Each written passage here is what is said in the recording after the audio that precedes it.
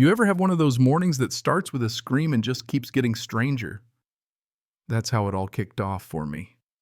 One minute I'm unloading what looks like ordinary firewood at my family's old lakeside cabin, just soaking up the peace, and the next this banshee shriek rings out over the water.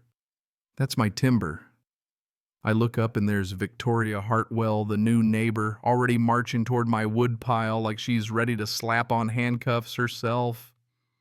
Truth is, what she didn't know about that wood could fill a book, but what I didn't know about her man, I was about to find out just how ugly desperation can get in suburbia.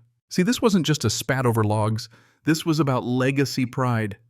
And as I learned how far one person will go to claim something that was never theirs.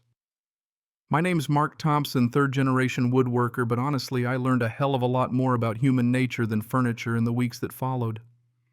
Our cabin's been in my family over 60 years, sitting on a stretch of Minnesota shoreline my grandfather bought before color TVs were a thing. Every summer since I could walk, I learned the craft here, the smell of fresh sawdust, the way wood grain catches the light, how you can turn an ordinary board into something that lasts generations. What I never picked up was how to handle a neighbor from hell.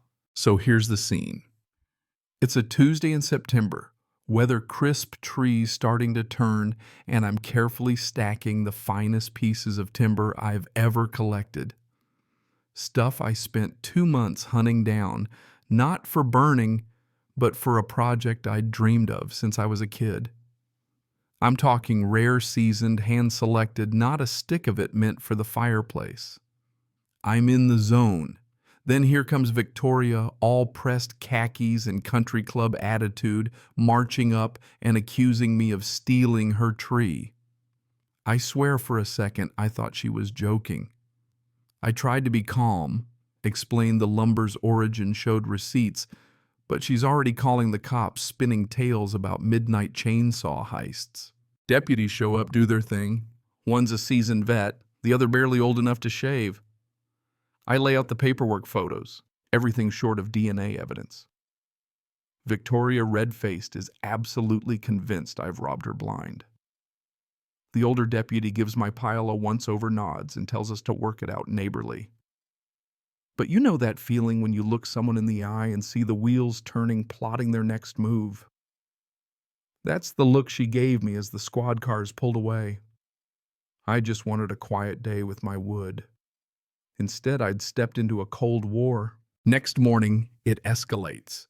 Her lawn crew shows up with chainsaws, boundary maintenance, she calls it, except their idea of a boundary is rolling a granite boulder, my family's corner marker, 6 feet onto my land. Bright orange stakes all over the place, none matching the real survey. I try to reason with the crew, show them the legal boundaries, but they're just following orders. That's when I call in Tom Rivera, a surveyor. I trust a guy who treats property lines like sacred scripture. Tom arrives, and right on cue, Victoria storms out threatening lawsuits before he even sets up. He just smiles, gets to work, and what he finds... Let's just say this wasn't confusion. It was a land grab, plain and simple.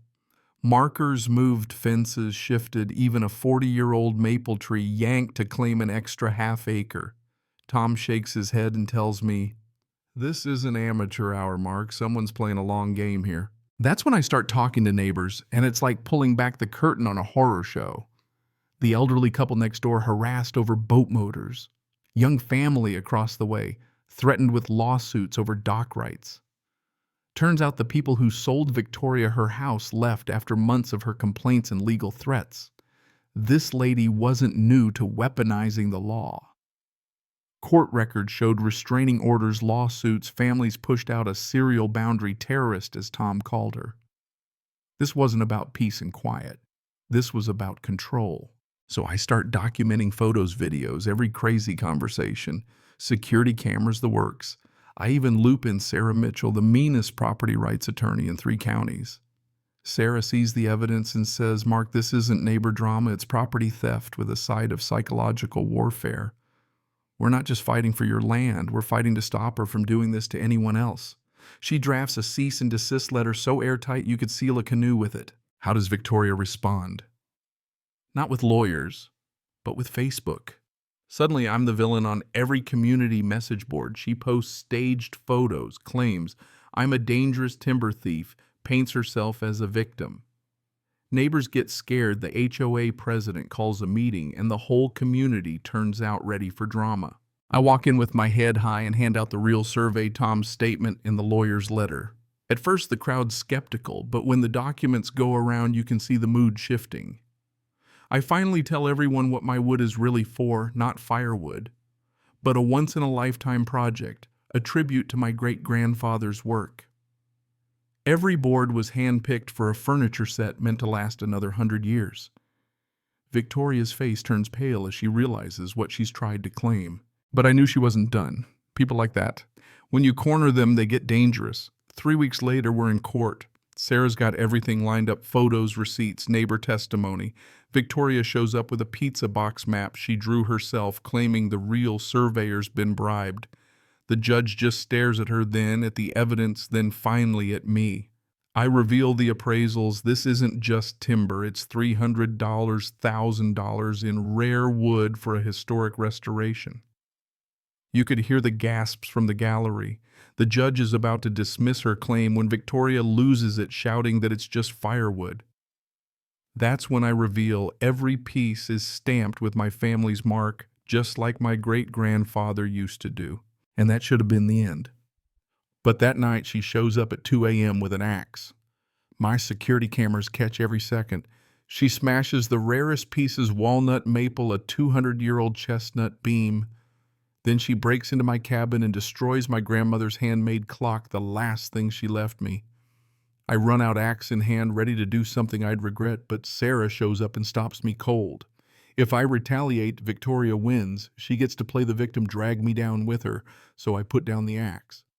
The police arrive, see the footage, and arrest Victoria for felony destruction. In court, the damage comes out not just $300, $1,000, but over $2.3 million in historical value. Years of work, family history, all gone because one woman couldn't stand to lose. The judge sentences her to 18 months in prison, full restitution, and a permanent restraining order. The community rallies around me. The HOA changes its rules. Neighbors chip in for repairs. Tom marks the boundary with granite this time, and Margaret, the HOA president, makes me a sign. My timber, my cabin, my rules. Victoria. Her mansion goes up for sale at a loss. Her husband divorces her.